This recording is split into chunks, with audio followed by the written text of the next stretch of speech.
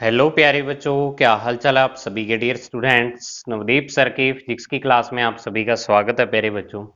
तो देखिए बच्चों, अपने कर रहे थे फिजिक्स का चैप्टर नंबर 16 इलेक्ट्रॉनिक्स, और पार्ट नंबर 4 अपने इसका करने जा रहे हैं। जो अपने टॉपिक है आज वो है पीएन जंक्शन एंड डायोड। ठीक है, क्या होता है डायोड, पीएन जंक्शन क्या होता है, फिर फॉरवर्ड बाइसिंग और फिर रिवर्स बाइसिंग। ठीक है, बहुत ही इंपॉर्टेंट टॉपिक है पेपर के लिए आज से भी, और आपके अगर मैं कहूँ जनरल नॉलेज के हिसाब से भी आपको फिजिक्स की नॉलेज लेनी है तो उसके हिसाब से बहुत इंपॉर्टेंट टॉपिक है। ठीक है, तो चलिए बच्चों स्टार्ट करते हैं आज की वीडियो एक नई एनर्जी के साथ। तो देखिए बच्चों इसमें क्या है कि पीएन जंक्शन, सबसे पहले पीएन जंक्शन क्या होता है कि आपने पी और एन टाइप के सेमीकंडक्टर तो पढ़ ही लिए हैं भी, क्या होते हैं पी और एन टाइप के सेमीकंडक्टर। तो अब देखो कि when a P type semiconductor is joined automatically to N type semiconductor, so the continuity of the crystal structure is maintained at there at their contact surface, then this contact surface is called pn junction and the device formed is called pn junction diode। भी जब अपने क्या कर देते हैं कि किसी p और n को, p आपको पता है p टाइप का जो सेमीकंडक्टर और n टाइप का, इन दोनों को अपने क्या कर देते हैं, ज्वाइन कर देते हैं, मतलब कि इकट्ठा कर देते हैं, एक दूसरे के साथ जोड़ देते हैं। ठीक है, ज्वाइन कर देते हैं पी और एन टाइप के। तो अब क्या होगा कि जो ये कॉन्टैक्ट सरफेस होगा जहां से ये दोनों जुड़ेंगे, तो क्या होगा कि इसको तो अपने बोलेंगे पीएन जंक्शन। और इस टाइप से जो डिवाइस बनती है, डिवाइस कैसे बनती है कि इसके दो टर्मिनल लगा देते हैं, मेटल के बने हुए अपने। ठीक है, तो ये दो टर्मिनल लगा के और जो डिवाइस बनती है उसको अपने पीएन जंक्शन क्या बोल देते हैं, डायोड बोल देते हैं। जो कि अपने इलेक्ट्रॉनिक्स का, या आप कह सकते हो कि आज के युग में जितनी भी इलेक्ट्रॉनिक्स की चीजें हैं, चाहे वो मोबाइल है कंप्यूटर है, उसमें सबसे मेन काम आने वाला कंपोनेंट है। ठीक है, डायोड। तो अब देखो यहां पर एक कंडीशन है कि जब आपको दो सेमीकंडक्टर को कंबाइन करना है, तो अब होना क्या चाहिए कि continuity of the crystal structure is maintained. ये सबसे मेन जो इसकी कंडीशन है। ठीक है, कि जो आपका क्रिस्टल है उसकी कंटिन्यूटी क्या होनी चाहिए, मेंटेन रहनी चाहिए।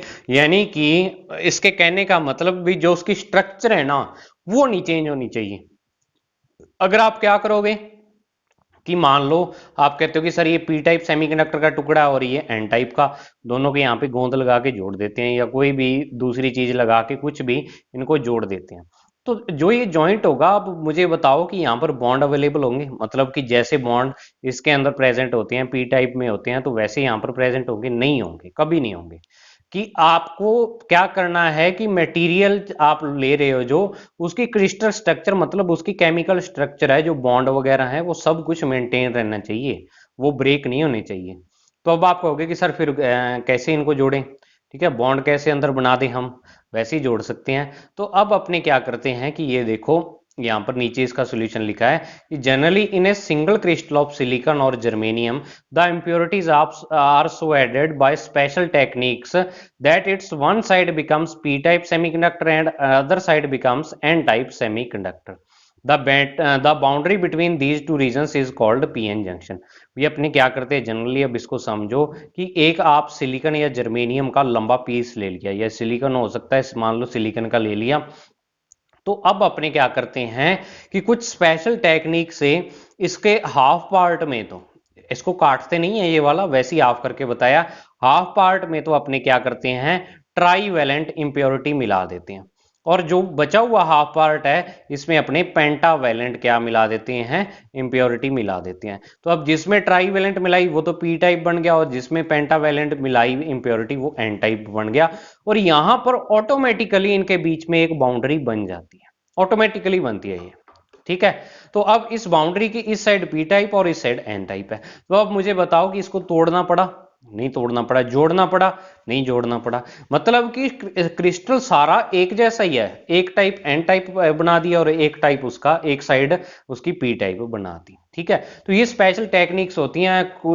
वेपर मेथड है एक तो इसका, वो बड़ी क्लासों की बात है। वेपर मेथड में एक वेपर बनाते हैं, उसकी जो ट्राईवेलेंट या पेंटावेलेंट है, उस वेपर को इसमें मिक्स करते हैं क्रिस्टल में। तो इस प्रकार से काफी मेथड होते हैं इसके, तो वो आपके यानी कि काम की चीज नहीं है। बस इसमें आप ये मान लो कि कुछ स्पेशल टेक्निक से अपने क्या कर देते हैं, दोनों को यानी एक ही क्रिस्टल के दो पार्ट बना देते हैं, इंप्योरिटी एक ही क्रिस्टल में मिक्स कर देते हैं। ठीक है, तो अब देखो a PN junction can not be form by pressing और P type pressing a P type semiconductor over a N type semiconductor.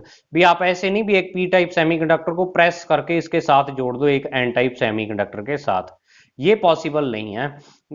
क्यों कि because in this case the crystal structure is not continuous across the contact surface. जो इनका contact surface होगा ये वाला जहां पर ये दोनों जुड़ेंगे, तो वहां पर क्रिस्टल स्ट्रक्चर है वो मेंटेन नहीं रहती बच्चों उतनी, ठीक है ना। वो क्या हो जाती है वहां पर, आप ऐसे कह सकते हो कि वहां पर जो क्रिस्टल की, जैसे मान लो सिलिकॉन की स्ट्रक्चर है, उसमें क्या होते हैं कि 4 इलेक्ट्रॉन बाकी 4 इलेक्ट्रॉन के साथ क्या होते हैं, कोवलेंट बॉन्ड होता है, तो वहां पर कोवलेंट बॉन्ड वगैरह कुछ नहीं होता, क्रिस्टल स्ट्रक्चर डिस्ट्रॉय हो जाती है उससे, ठीक है ना। तो इस कारण अपने दोनों को जोड़ के नहीं बना सकते। अब नेक्स्ट देखो क्या है कि as soon as a junction is formed the holes of P and electrons of N will move towards to each other. अब देखो जब अपने दोनों को ये पी एन जंक्शन बना दिया, मतलब पी और एन पार्ट को जोड़ दिया, तो अब होगा क्या वहां पे कि जो एन पार्ट में आपको पता है कि जो क्या होते हैं इसमें मेजॉरिटी चार्ज कैरियर्स, मैंने मेजॉरिटी और माइनॉरिटी चार्ज कैरियर्स आपको बताए थे। मेजॉरिटी चार्ज कैरियर्स जो होल और इलेक्ट्रॉन होते हैं, एन टाइप में इलेक्ट्रॉन मेजॉरिटी चार्ज कैरियर्स होते हैं, मतलब लार्ज अमाउंट में जो प्रेजेंट होते हैं, और पी टाइप में मेजॉरिटी चार्ज कैरियर्स क्या होते हैं, होल होते हैं। तो वो एक दूसरे की तरफ आएंगी ऑटोमेटिक सी बात है एक दूसरे की तरफ, क्योंकि जो होल है उस पर पॉजिटिव चार्ज और इलेक्ट्रॉन पर नेगेटिव है, तो एक दूसरे की तरफ अट्रैक्ट होंगे, ठीक है। अट्रैक्ट होंगे तो क्या होगा, due to this motion the current flow in semiconductor is called diffusion current. अब इनकी मोशन के कारण जो करंट यहां पर फ्लो होता है जो सेमीकंडक्टर में, उसको अपने डिफ्यूजन करंट बोल देते हैं। डिफ्यूज का मतलब होता है फैलना। तो अब पी टाइप वाले एन की तरफ भागते हैं, एन टाइप वाले पी की तरफ भागते हैं, तो मतलब एक दूसरे के अंदर वो फैलते हैं, इस कारण इसको अपने डिफ्यूजन करंट बोल देते हैं। करंट याद रखना कि ये मेजॉरिटी चार्ज कैरियर्स के कारण किसी भी सेमीकंडक्टर में फ्लो होने वाला जो करंट होता है उसको डिफ्यूजन करंट अपने बोल देते हैं। अब नेक्स्ट है the holes and electron will recombine and only negative and positive ion present in P side and positive ion are present in N side. अब देखो होता क्या है यहां पर बच्चों कि आपको पता है इधर होल है उधर और इधर इलेक्ट्रॉन है। तो अब मान लो कि इस साइड आपने फास्फोरस मिला रखा है, तो फास्फोरस के पास क्या है, एक इलेक्ट्रॉन है, और इधर आपने मान लो एल्यूमिनियम मिला रखा है, एल्यूमिनियम, ठीक है। एल्यूमिनियम के पास क्या है, एक होल है। तो अब जब आप दोनों को मिला दोगे, मतलब कि यहां पर ये पी और एन टाइप को आपने मिला दिया ऐसे करके, तो अब होगा क्या कि ये होल और इलेक्ट्रॉन एक दूसरे को क्या करेंगे, अट्रैक्ट करेंगे। और जो इनके कॉन्टैक्ट सरफेस है, मतलब ये कॉन्टैक्ट सरफेस वैसे बाउंड्री है, मतलब इससे इधर एन टाइप और इससे इधर पी टाइप है, तो इसके क्या होगा, जो पास वाले एटम होंगे, एल्यूमिनियम और ये फास्फोरस एटम है, तो ये वाले एटम क्या होंगे कि ये वाला फास्फोरस इस एल्यूमिनियम की जगह पर अपना एक इलेक्ट्रॉन भेज देगा, और इस होल की जगह पर ये क्या आ जाएगा, अब इलेक्ट्रॉन आ जाएगा। अब ये भी क्या हो गया, क्योंकि देखो कोई भी अगर इलेक्ट्रॉन है या होल है वो स्टेबल होना चाहता है, ठीक है। जितना टाइम वो फ्री स्टेट में है, इलेक्ट्रॉन है फ्री स्टेट में है, तो वो स्टेबल नहीं है, इधर उधर भागता रहता है। और जब वो बॉन्ड बना लेता है तो क्या हो जाता है, वो स्टेबल हो जाता है। तो अब ये इलेक्ट्रॉन इस एल्यूमिनियम के यहां पर आ जाता है इस होल की जगह पर, और इलेक्ट्रॉन और होल रिकंबाइन हो जाते हैं, मतलब यहाँ होल भी खत्म हो गया और इलेक्ट्रॉन ने होल की जगह भी ले ली और यहाँ पर एक बॉन्ड बन गया। तो अब जो फास्फोरस है उसने इलेक्ट्रॉन को इमिट किया, तो उस पर नया क्या आ जाएगा, पॉजिटिव चार्ज आ जाएगा, और ये फास्फोरस फास्फोरस एटम ना रह के फास्फोरस आयन बन जाएगा। और इसी तरह से एल्यूमिनियम जिसने इलेक्ट्रॉन को एक्सेप्ट किया है, तो अब इस पर नेगेटिव चार्ज आ जाएगा और ये एल्यूमिनियम नेगेटिव आयन बन जाएगा। मतलब कि होल और इलेक्ट्रॉन के रिकॉम्बिनेशन से अपने को क्या मिलता है, आयंस मिलते हैं, ठीक है। और एन टाइप में इलेक्ट्रॉन इमिट होते हैं, एन टाइप जो होता है सेमीकंडक्टर वो इलेक्ट्रॉन को इमिट करता है, इस कारण अपने एन टाइप वाले में जो आयंस बनेंगे वो पॉजिटिव चार्ज होगा क्योंकि वो इलेक्ट्रॉन को इमिट करता है। और पी टाइप वाले क्या होते हैं, जो इलेक्ट्रॉन उसने दिए उसको एक्सेप्ट करते हैं, तो उस पर क्या होता है बच्चों, नेगेटिव चार्ज आता है, ठीक है। तो अब जो सबसे पहले रिकॉम्बिनेशन होगा किसका, जो यहां पर एक दूसरे के पास पास होंगे, तो these pure positive and negative ions will form an area in which no hole and electron will permit to enter. This region is called depletion layer या डिप्लेशन रीजन। अब होता क्या है कि जो यहां पर जब आपके इधर नेगेटिव आयन बन गए और पॉजिटिव आयन इधर बन गए, तो अब जो इलेक्ट्रॉन और होल इधर बाकी आना चाहेंगे, कुछ तो रिकॉम्बिनेशन हो गए। अब बाकी बचे हुए अगर आना चाहेंगे तो अब इधर पॉजिटिव पार्ट बन गया है एन वाले की साइड, क्योंकि इलेक्ट्रॉन तो इसके पीछे हैं। पहले क्या बन गई, इसकी लेयर बन गई, ये जो पॉजिटिव आयंस है इनकी लेयर बन गई है। तो अब ये इन होल्स को इधर नहीं आने देते, और बिल्कुल उसी तरीके से नेगेटिव आयंस की लेयर ये वाली यहां पर बन जाती है, और ये जो इधर इलेक्ट्रॉन होते हैं इसको नहीं आने देते पी साइड में। तो अब ये वाली यानी कि यहां पर जो आयंस की लेयर बनी है इसको डिप्लेशन लेयर कह देते हैं। ठीक है ना, डिप्लेशन लेयर इसको बोलेंगे, या इस जो एरिया है इसको डिप्लेशन रीजन बोल देते हैं। समझ आई बात। अब नेक्स्ट क्या है कि due to the ions present in depletion layer an electric field is generated from N to P. This electric field is called barrier electric field, and this electric field generates drift current. ठीक है, अब यहां पर क्या हो जाता है कि आप देखो कि जो ये पी और एन टाइप के बिटवीन यहाँ पर आयंस बने, तो अब इन आयंस पर पॉजिटिव चार्ज है सारों पर, और इन पर क्या है, नेगेटिव चार्ज है। तो अब ये आपको पता है एक साइड पॉजिटिव हो एक साइड नेगेटिव हो, तो वहां पर positive to negative electric field बन जाता है ई। तो यहां पर भी क्या हो जाता है, एन से लेके पी की साइड एक इलेक्ट्रिक फील्ड जनरेट हो जाता है, और इस इलेक्ट्रिक फील्ड के कारण यहाँ पर पोटेंशियल डिफरेंस भी जनरेट हो जाता है वी, जिसको बैरियर पोटेंशियल बोल देते हैं। और इसके कारण जो यहाँ पर करंट फ्लो होता है उसको अपने क्या बोल देते हैं, ड्रिफ्ट करंट बोल देते हैं। ठीक है ना। और barrier potential, barrier electric field पता लग गया, पोटेंशियल डिफरेंस जो होगा उसको अपने क्या बोल देंगे बच्चों, बैरियर पोटेंशियल बोल देंगे। और बैरियर पोटेंशियल की जो वैल्यू होती है वो जनरली सिलिकॉन के लिए तो होती है 0.7 वोल्ट, और जर्मेनियम के लिए होती है 0.3 वोल्ट। ठीक है।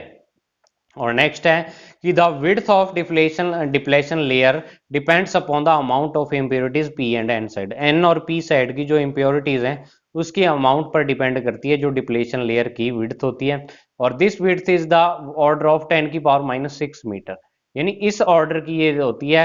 And the relation given by, जो रिलेशन होता है इसमें E B is equal to V D upon B, वही ये तो सिंपल इलेक्ट्रिक फील्ड और पोटेंशियल के बीच है जो आपने रिलेशन पढ़ा था वही है। ई बी यहाँ पर बैरियर इलेक्ट्रिक फील्ड है, वी बी बैरियर पोटेंशियल है, और डी यहाँ पे डिप्लेशन लेयर की लेंथ है।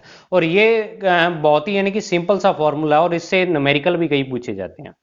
एक बार इससे न्यूमेरिकल पूछा हुआ है पेपर में, और आपका ये इस चैप्टर का दूसरा फॉर्मूला है। ठीक है, 3-4 फॉर्मूले हैं गिनती की, और ज्यादा नहीं है इस चैप्टर में। समझ आई बात। तो ये तो चलो हो गया, अभी क्या होता है पीएन जंक्शन कैसे बनता है। अब देखो जो डायोड होता है ना, तो डायोड के लिए अपने क्या करते हैं कि पीएन जंक्शन जो बन गया आपके पास, जिसमें क्या है, एक साइड पी है और एक साइड एन है, ये पी है और ये एन है। तो अब इस जो मटेरियल है इसके एक साइड अपने ऐसे, और इधर क्या कर देते हैं, टर्मिनल लगा देते हैं।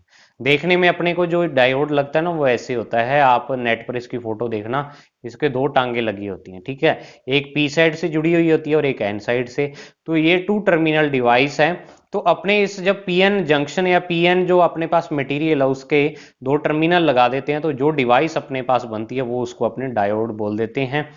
और इस डायोड का बहुत ही ज्यादा यानी यूज है, एलईडी आपने नाम सुना है ना, लाइट इमिटिंग डायोड होता है उसका पूरा नाम, तो उसमें ये काम आते हैं। ठीक है, डायोड। तो वो अलग अलग टाइप के डायोड हैं। तो अब नेक्स्ट जो टॉपिक है वो भी आपके प्रैक्टिकल में भी काम आने वाला, और वैसे भी बाइसिंग ऑफ पीएन जंक्शन। जो पीएन जंक्शन बना आपके पास, या पीएन जंक्शन जो डायोड होता है उसकी बाइसिंग। अब आप कहोगे कि सर बाइसिंग यहाँ पर क्या होती है। तो the PN junction can be connected in 2 ways in A circuit, यानी जो आपका पीएन जंक्शन है या पीएन आपका मटेरियल है उसको 2 टाइप से अपने सर्किट में कनेक्ट कर सकते हैं। To connect the battery to a PN junction is called biasing, यानी कि पीएन जंक्शन या पीएन जंक्शन डायोड के साथ जब आप बैटरी कनेक्ट कर देते हो, तो इस बैटरी कनेक्ट करने की प्रोसेस को अपने क्या बोल देते हैं बच्चों, बाइसिंग करना बोल देते हैं। तो मतलब बाइसिंग करना यहाँ पर क्या है, बाइसिंग करना मतलब बैटरी से कनेक्ट करना पीएन जंक्शन को। ठीक है, अब अपने पढ़ेंगे कि बाइसिंग 2 टाइप की होती है। एक टाइप की तो देखो इसके 2 टर्मिनल है, तो बैटरी के भी 2 टर्मिनल होते हैं, और 2 टाइप से जुड़ सकते हैं। या तो डायोड का पी है बैटरी के पॉजिटिव से, और डायोड का जो एन है बैटरी के नेगेटिव से। या आपने कैसे जोड़ सकते हैं कि डायोड का पी है, जो पी है यानी कि जो पार्ट है पी टाइप वाला पार्ट है उसको अपने नेगेटिव से, और एन टाइप वाले को पॉजिटिव से कनेक्ट करते हैं। तो इस टाइप से 2 टाइप से डायोड जुड़ता है। तो मतलब डायोड की जो बाइसिंग है वो 2 टाइप की होती है। बाइसिंग मतलब बैटरी से कनेक्ट करना। ठीक है, तो सबसे पहले अपने पढ़ेंगे फॉरवर्ड बाइसिंग। फॉरवर्ड बाइसिंग क्या होती है। तो फॉरवर्ड बाइसिंग में आपको एक ही चीज याद रखनी है कि जो ये P वाला पार्ट है और ये इधर N वाला है, तो P वाले को पॉजिटिव से कनेक्ट करना और N वाले को बैटरी के नेगेटिव से कनेक्ट करना है। यानी कि आप कह सकते हो या फिर कि P वाले को अपने हाई पोटेंशियल से और N वाले को लो पोटेंशियल से कनेक्ट करते हैं, तो इसको अपने क्या बोल देते हैं, डायोड का फॉरवर्ड बाइसिंग कह देते हैं। ठीक है। मैंने लो और हाई पोटेंशियल क्यों बोला, उसका भी रीजन अभी बताता हूं आपको। When an external voltage V is applied across a semiconductor diode such that P side is connected to positive terminal of the battery and N side to the negative terminal, then P side is at higher potential and N side is lower potential। ठीक है, N side is at lower potential than N side या फिर than N side, this biasing is called forward biasing. अब आप higher और lower का क्या मतलब है कि कई बार आपको डायोड के लिए मान लो आपको कह दिया भाई यहां पर ये P और N है, ठीक है, ये P है और ये N है। यहां पर जो आपने इस साइड एक बैटरी लगा दी है वो +10 वोल्ट की है, इधर +10 वोल्ट है, और इसको आपने लगा दिया +15 वोल्ट। तो अब आपसे पूछेंगे कि डायोड कौन सा बायस है, फॉरवर्ड बायस है या रिवर्स बायस है। तो अब आप देखो, सॉरी 1 मिनट, यहां पर मैं 10 यहां पर करता हूं और 15 यहां पर, क्योंकि अभी अपने एक ही पार्ट किया है इसका, दोनों पार्ट नहीं किए, तो यहां पर 15। तो अब यहां पर अगर मैं इस 10 वाले को 0 मान लूं तो ये 15 वाला कितना मानना पड़ेगा, मुझे 5 मानना पड़ेगा, क्योंकि डिफरेंस क्या है दोनों के बीच में, 5 का है। तो अगर इसको 0 मानता हूं तो इसको 5 पर मानना पड़ेगा। मतलब अब ये हाई पोटेंशियल पर है और ये लो पोटेंशियल पर है, तो अब अपने इसको क्या कहेंगे कि ये वाला जो डायोड है फॉरवर्ड बायस है। हालांकि दोनों ही टर्मिनल इसके प्लस से कनेक्टेड है, P और N, लेकिन आपको वहां पर ये देखना पड़ता है कि ज्यादा वोल्टेज किस तरफ लगी हुई है, या पॉजिटिव वोल्टेज, अगर दोनों साइड पॉजिटिव है तो पॉजिटिव में बड़ी किस कौन सी साइड लगी हुई है। ठीक है। अब देखो कि इसकी जो वर्किंग है वो कैसी होगी आपके पास फॉरवर्ड बायस की, कि इसमें क्या होगा कि इन दिस सिचुएशन, सारा थियोरेटिकल पार्ट है, बहुत ही आसानी से आपको समझ आ जाएगा कि in this situation the holes present in P and electron present in L will repel by opposite terminal of battery and move to each other. तो अब क्या होगा, ये आपको पता है यहां पर होल होते हैं और इस साइड इलेक्ट्रॉन होते हैं।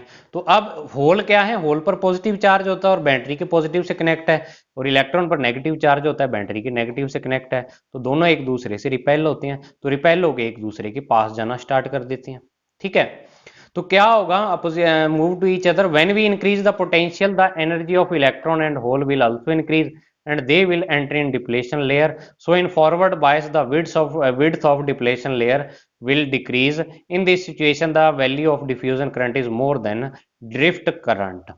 अब देखो इसका कहने का मतलब है भी, अब जब आप ये दोनों रिपेल होंगे, मान लो यहाँ पर आप वोल्टेज बढ़ा रहे हो, तो वोल्टेज बढ़ाने से क्या होगा, मतलब इलेक्ट्रिक फील्ड आप इंक्रीज कर रहे हो, तो इलेक्ट्रिक फील्ड इंक्रीज होने से क्या होगा कि ये होल और इलेक्ट्रॉन पर फोर्स उतना ही ज्यादा लगेगा और ये उतने ही ज्यादा फोर्सेज जाएंगे। लेकिन यहाँ पर जो डिप्लेशन लेयर बनी हुई है, जो आयंस की लेयर है, वो इनको एंटर होने से रोकती है, ये वाली।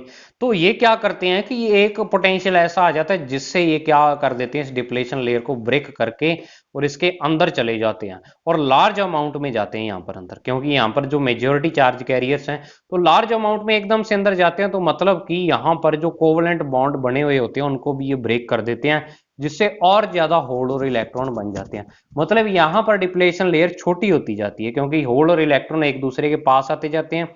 तो डिप्लेशन लेयर की विड्थ हमेशा आपको याद रखना फॉरवर्ड बायस में डिक्रीज होती है।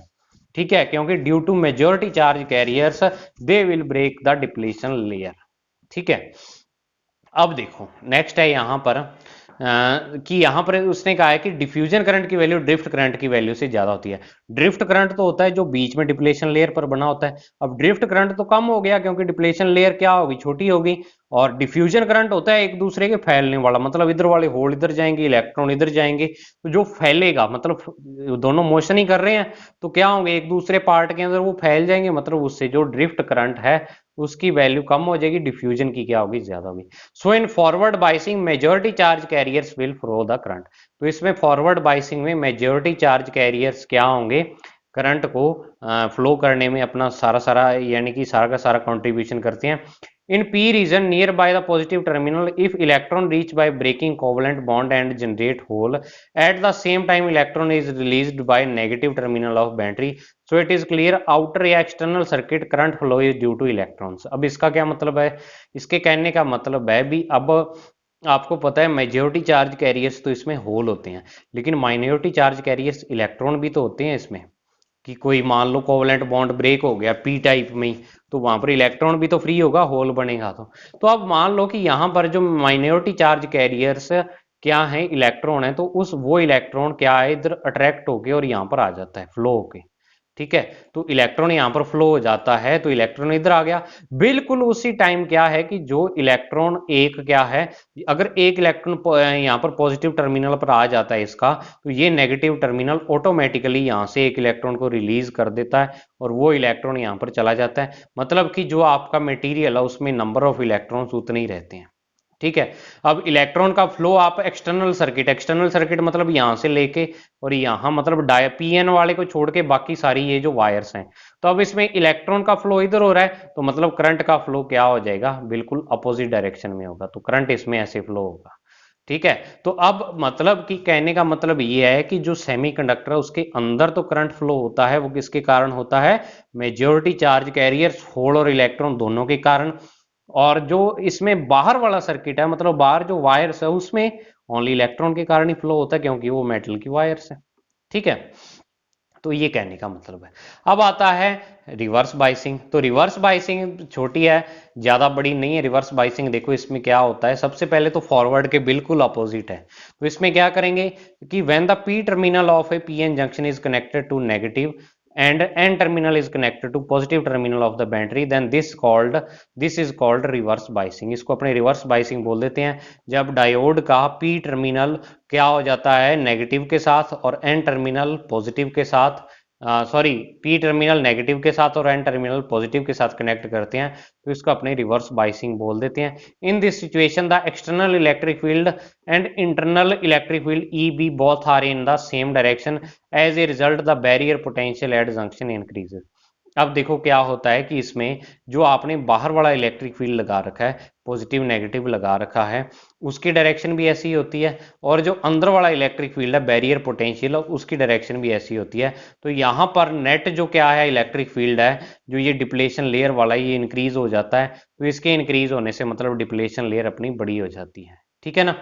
तो in reverse bias the holes of P, अब देखो इसमें होता क्या है कि जब रिवर्स बायस में डायोड होता है तो in reverse bias the holes of P and electron of N will attract by the terminals of battery. अब होल और इलेक्ट्रॉन क्या होंगे, अट्रैक्ट होंगे बैटरी के टर्मिनल से, ठीक है। तो अब होगा क्या कि यहां पर अगर मान लो कि आपका एक इलेक्ट्रॉन इधर आता है, ठीक है, एक इलेक्ट्रॉन इस पॉजिटिव की साइड आ जाता है, तो अब होगा क्या कि मान लो यहां पर फास्फोरस और उस फास्फोरस का एक इलेक्ट्रॉन आपका यहां पॉजिटिव वाली साइड आ जाता है, तो अब ये फास्फोरस क्या बन गया, आयन बन गया। इसी तरीके से अगर यहां पर आपके पास होल है तो बैटरी यहां पर क्या कर देती है, यहां पर एक इलेक्ट्रॉन को इधर भेज देती है और वो इस होल की जगह ले लेता है। और यहां पर मान लो एल्यूमिनियम है तो इस एल्यूमिनियम का जो एक होल है इसकी जगह पर जब एक इलेक्ट्रॉन बैटरी के थ्रू आ जाता है तो ये भी क्या बन जाता है, आयन। तो मतलब कहने का ये है कि यहां पर बैटरी के थ्रू क्या हो जाता है, जो आयंस हैं वो इंक्रीज हो जाते हैं, नंबर ऑफ आयंस क्या हो जाते हैं, इंक्रीज हो जाते हैं इसमें। तो इसमें जो डिप्लेशन लेयर बनी है उसकी जो विड्थ है वो क्या हो जाएगी बच्चों, काफी ज्यादा इंक्रीज हो जाती है। क्योंकि इसमें देखो रिकॉम्बिनेशन नहीं होता, इसमें होल और इलेक्ट्रॉन मिलते नहीं है जाके, क्या हो जाता है जो बैटरी है उसके द्वारा न्यूट्रल हो जाते हैं कुछ, तो इसमें डिप्लेशन लेयर काफी बढ़ जाती है क्योंकि आयंस काफी बन जाते हैं बैटरी के थ्रू, ठीक है। As a result the barrier potential at junction increases, ये तो चलो हो गया। अब but we know that there will present minority charge carriers in P electron और in N hole hole hole और सॉरी पी और एन टाइप में आपको पता है माइनॉरिटी चार्ज कैरियर्स भी होते हैं। माइनॉरिटी और मेजॉरिटी चार्ज कैरियर्स मैंने आपको कहा था, अच्छे तरीके से याद कर लेना नहीं तो नहीं समझ आएगी डायोड की बाइसिंग, ठीक है ना। तो अगर आपके नहीं याद तो फिर आपको ये समझ आने वाला नहीं है, मैं पहले ही बोल देता हूं। तो अब देखो जो पी टाइप है उसमें इलेक्ट्रॉन माइनॉरिटी चार्ज कैरियर्स होते हैं और एन टाइप में होल क्या होते हैं, माइनॉरिटी चार्ज कैरियर्स होते हैं। तो अब यहां पर कुछ इलेक्ट्रॉन प्रेजेंट है, ये वाले ये जो ब्लैक कलर में मैंने दिखा रखे हैं, और यहां पर कुछ होल प्रेजेंट है। तो अब इन पर तो क्या होगा कि जो ये नेगेटिव है, ये नेगेटिव टर्मिनल इससे कनेक्टेड है, तो जो ये माइनॉरिटी चार्ज कैरियर्स, इसमें इलेक्ट्रॉन और इसमें होल हैं, तो इस पर ये पॉजिटिव और नेगेटिव टर्मिनल से क्या होंगे, रिपेल होंगे। ठीक है, तो मतलब अब यहां पर जो प्रोसेस ऊपर मेजोरिटी चार्ज कैरियर्स कर रहे थे फॉरवर्ड बायस में, अब यहां पर रिवर्स बायस में माइनॉरिटी चार्ज कैरियर्स करेंगे। तो ये अमाउंट में इतने हैं नहीं कि इसको ब्रेक कर दें, लेकिन फिर भी ये क्या होते हैं कि जब अपने इस बाहर वाली जो ये वोल्टेज है इसको बहुत ज्यादा इंक्रीज कर देते हैं, तो क्या हो जाता है कि यहां पर जो माइनॉरिटी चार्ज कैरियर्स और यहाँ ये जो माइनॉरिटी चार्ज कैरियर्स, ये डिप्लेशन लेयर के अंदर एंटर हो जाते हैं, लेकिन क्या है, इसको तोड़ नहीं पाते, ऐसे नहीं भी इसको बिखेर देते हैं, तोड़ फोड़ कर देते हैं, इसके अंदर एंटर हो जाते हैं और कुछ ना कुछ क्या हो जाते हैं, यहां पर थोड़े बहुत कोवलेंट बॉन्ड को ये ब्रेक कर देते हैं, जिससे नंबर ऑफ होल और नंबर ऑफ इलेक्ट्रॉन थोड़े से इंक्रीज होते हैं। तो इसमें क्या होता है, थोड़ा बहुत करंट फ्लो होता है। तो जो ये प्रोसेस होती है, जो ये इंसिडेंट होती है, जिसमें क्या होते हैं कि माइनॉरिटी चार्ज कैरियर्स पी और एन साइड में जो प्रेजेंट होते हैं, वो क्या होते हैं, डिप्लेशन लेयर के अंदर एंटर करके और वहां के कोवलेंट बॉन्ड को ब्रेक कर देते हैं। तो इस प्रोसेस को अपने ब्रेकडाउन बोल देते हैं, और जिस वोल्टेज पर ये प्रोसेस होती है, ये इंसिडेंट होती है, उसको ब्रेकडाउन वोल्टेज कह देते हैं। ठीक है, तो अब देखो क्या होगा कि as we increase the external voltage, these minority charge carriers will be repelled by battery, and at a fixed voltage this will break the depletion layer and breaks the bonds present between ions. So there will flow a small current at that time. This voltage is called breakdown voltage, and this current is the order of 10 की power -6 ampere. हालांकि ये वाला जो current है ये flow तो होता है, लेकिन बहुत ही कम इसकी वैल्यू होती है, 10 की पावर -6 म्यू एम्पियर की ऑर्डर की इसकी वैल्यू होती है। So in reverse biasing, if the value of applied voltage is more than the limiting value, the current increase rapidly, this process is called breakdown. भी एक वोल्टेज की minimum value से अगर ज्यादा हो जाए वैल्यू, तो इस प्रोसेस में एकदम से करंट इंक्रीज होता है अपने जो सर्किट है, इस प्रोसेस को अपने ब्रेकडाउन बोल देते हैं। और आप फॉरवर्ड रिवर्स बायस वाला ग्राफ भी देखना कल, कि वहां पर ब्रेकडाउन में अगर अपने वोल्टेज, ये तो वोल्टेज है जो आप बैटरी वाली लगा रहे हो, और ये आपका करंट फ्लो हो रहा है, जो डायोड में आपका करंट फ्लो हो रहा है, तो जो इसका ग्राफ आता है ना, वो बिल्कुल ऐसे आता है, ऐसे। ठीक है ना, यानी एक पॉइंट ऐसा आ जाता ब्रेकडाउन वाला जिस पर एकदम से करंट ऊपर चला जाता है। यहां तो करंट साथ साथ चला गया, एकदम से वहां पर क्या हो जाता है, इंक्रीज हो जाता है। इस वोल्टेज को अपने ब्रेकडाउन वोल्टेज बोल देते हैं। तो ब्रेकडाउन वोल्टेज पर होता क्या है इस इंसिडेंट के टाइम, कि पी और एन टाइप में जो माइनॉरिटी चार्ज कैरियर्स हैं, वो डिप्लेशन लेयर के अंदर एंटर करके वहां प्रेजेंट कोवलेंट बॉन्ड्स को ब्रेक कर देते हैं, जिससे क्या हो जाता है, होल और इलेक्ट्रॉन थोड़े से बढ़ते हैं, जिससे क्या है, एकदम से अपने सर्किट में करंट की वैल्यू इंक्रीज होती है। और इसको आप प्रैक्टिकली भी देख सकते हो, अगर आपने पीएन जंक्शन डायोड वाला प्रैक्टिकल किया हो, तो वहां आपको ये प्रैक्टिकली दिख जाता है। ठीक है बच्चों, तो ये अपना था फॉरवर्ड और रिवर्स बायस। अब अपने नेक्स्ट वीडियो में बच्चों पढ़ेंगे इसके ग्राफ। ठीक है, तो आज की वीडियो में बस इतना ही, अब मिलते हैं नेक्स्ट वीडियो में। तब तक के लिए thank you, have a nice day. अपनी स्टडी अच्छे तरीके से करते रहे।